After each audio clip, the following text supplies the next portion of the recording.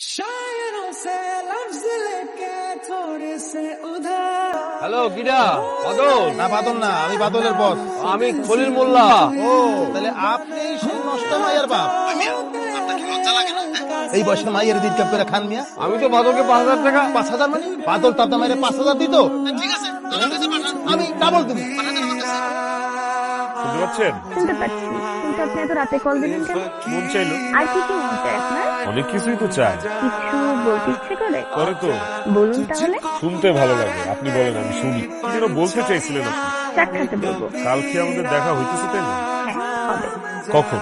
বিকেলে আমি চলে আসবো। এখন রাখছি। শুভরাত্রি। বাই।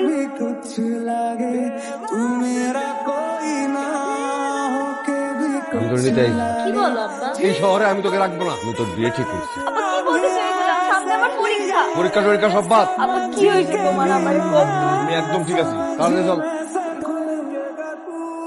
আমি তোর জন্য পাত্র দেখে রেখেছি। চল চল। ওয়ালাইকুম সালাম মা। মলিক তো পরশু দিন বিয়ে, তোমার দাওয়াত রইলো। আসি মা, হ্যাঁ? চল চল। तेरे साथ हो जाएंगे खत्म तुझे कितना चाहने लगे। বলিং নাম্বারটা না বন্ধ।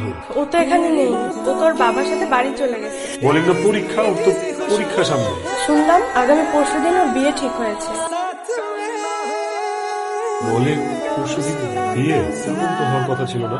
সেদিন ওর বিয়ে, তুমি মলি আমার সাথে এরকম করলো কেন? মলিক তো আমার যেন কি বলার ছিল, আমি তো মলির জন্য অপেক্ষা করতেছিলাম। সরি ভাইয়া।